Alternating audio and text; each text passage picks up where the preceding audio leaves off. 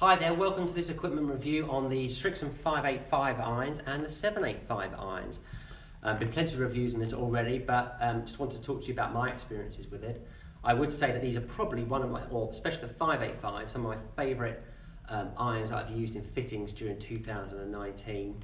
I found the 585 in particular was one of the better players' irons that actually offered up forgiveness and had the right size of face profile and sole width and so forth, to make it forgiving without compromising the ability and the feedback that a good player wants.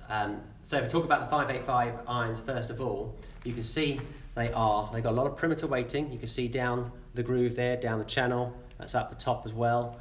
And what they've done, they've got a speed groove around the face, and they use a sub 10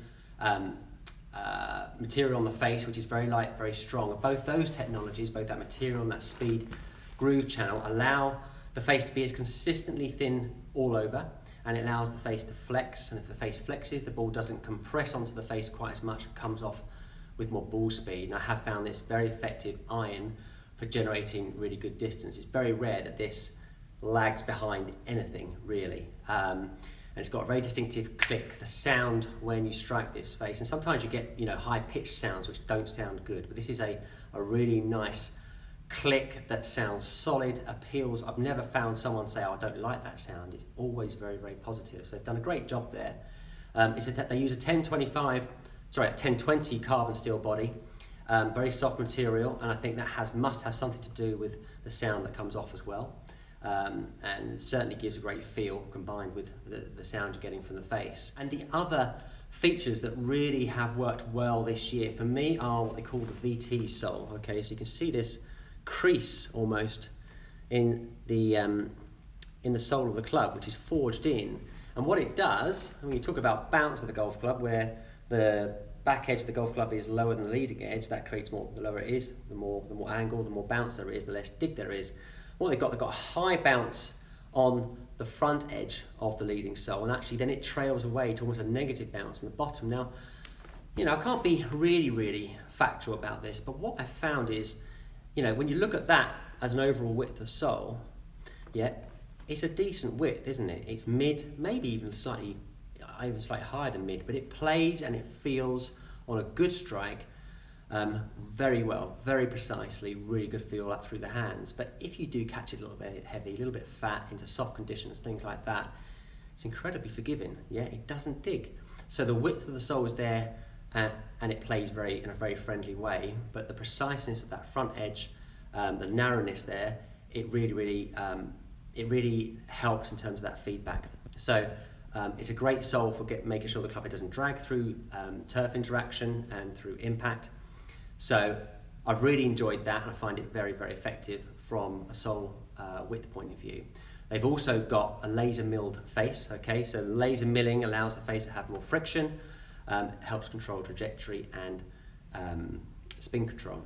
So all those sorts of things. There are some subtle things in there which you might not pick out as real features. Do they have a real benefit for me? But I've got to say, as an overall package, the 585 iron's got to be right up there, a top contender for one of the best irons, for one of the widest range of playing abilities that I've had all year. By comparison, sorry, just before I move on to that, actually the 785, with the 585, you have a little bit of offset, but never so much. It's enough to help players with a little bit of height, and also a little bit of resisting the movement off to the right hand side, but never so much to stop the ability to fade it. And I've always been really impressed.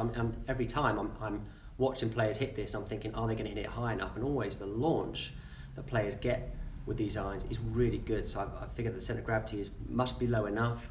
They're quite strong lofts. The 7 irons, 31 degrees. So hot, fiery, but high launching. Spin's never been too low. So I always feel like, even though they are built in a strong way, you're not losing control of that trajectory or your distance control, right? Which is always so important for a better player as well. So that's the 585 irons. And the 785, you can see just from the back there, it's more muscly. There's no real channel there, or there isn't any channel there at all. What they've done is they've actually put a little bit more mass behind the sweet spot, behind the centre of the face, to give it solidness, to give it a slightly more muted sound. and also to build the centre of gravity, so it is easier to manipulate the blade in terms of holding the face open or closing it more rapidly, depending on what sort of shape you're trying to hit. Slightly thinner top edge, all the features you expect from a better player's iron, a little bit less offset, and still got the VT sole on the bottom there, but much thinner, as you can see. So a more precise contact required, ball turf, but I do find that the irons blend together very nicely. You have to be careful sometimes. If you cut off, let's say you go for a 6 iron in the 585s and then you blend into the 785, that's what's required for a player, then you have to be careful that you've got the distances right and the sound and the feel still feels good to the player, and in most cases it did.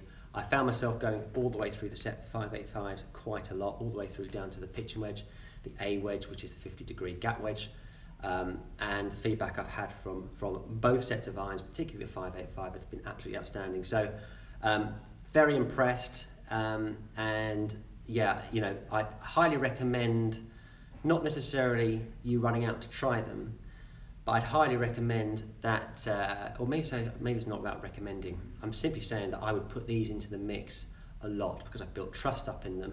I know they perform, I haven't had any negative feedback about them. So for me, it's a club which is, it's positioned itself really well and it's stood up to its billing. So yeah, Srixon, 585, 785, hope that's helpful to you if you're doing a little bit of research. Certainly worth a try. Look great in the bag, by the way, as well. So hope that helps, and I'll speak to you soon.